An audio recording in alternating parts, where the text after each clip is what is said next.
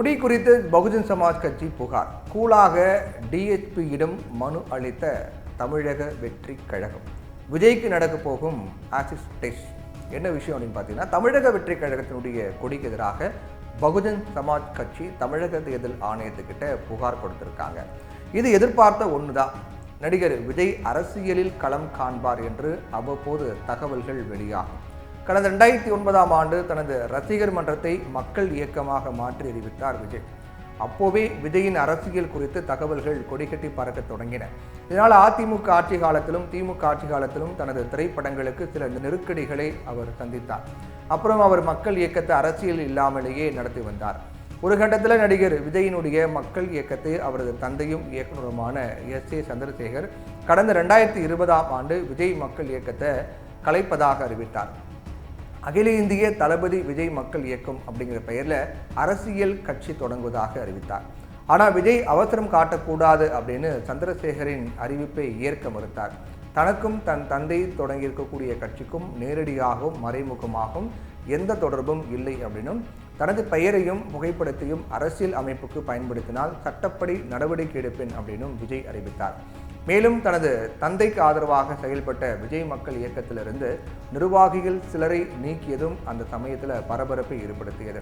இது தொடர்பாக சென்னை உரிமையியல் நீதிமன்றத்திலும் வழக்கும் தொடர்ந்தார். இந்நிலையில் யாரும் எதிர்பாராத சமயத்தில் கடந்த பிப்ரவரி மாதம் திடீர்னு அவர் தமிழக வெற்றி கழகம் என்கிற பெயரில் கட்சியை தொடங்குவதாகவும், திரையுலகிற்கு முழுக்கு போட்டுவிட்டு அரசியலில் முழுவதுமாக இறங்கப் போவதாகவும் அறிவித்தார். கட்சி கொடியும் அறிமுகப்படுத்தினார். சிகப்பு மஞ்சள் வண்ணங்களுடன் நடுவில் வாகை மலர், 2 யானைகள், நீலப்பச்சை நிறங்களில் நட்சத்திரம் ஆகியவை கொடியில இடம்பெற்று இருந்துச்சு.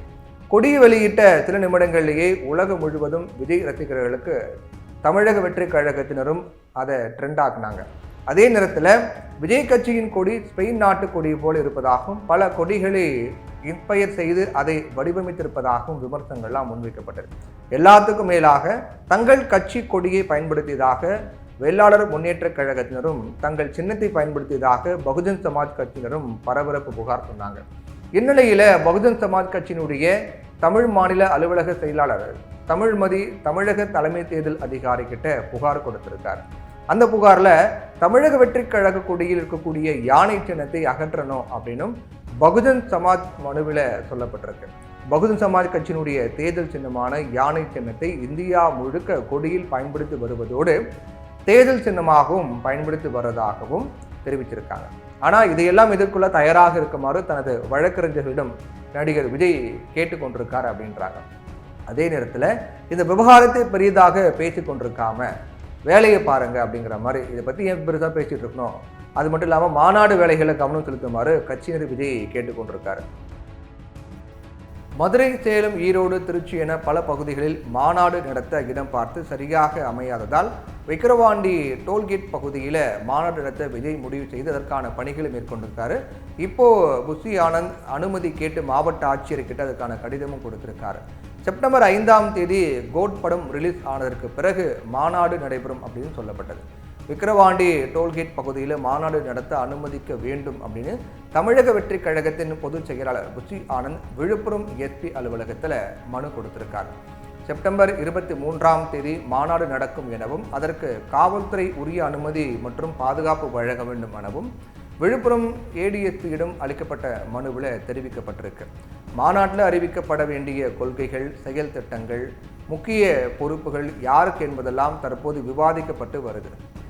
இது எல்லாம், இந்த நிகழ்வு எல்லாமே, மாநாடு, பொறுப்புகள், கொள்கை, இது எல்லாமே அறிவிக்கப்படும் போது விஜய் வித்தியாசமான அரசியல் முன்னெடுக்க போகிறாரா அல்லது வழக்கமான பாணியில் தான் அவரது அரசியல் இருக்குமா அப்படிங்கிறது முழுமையாக தெரிய வரும்.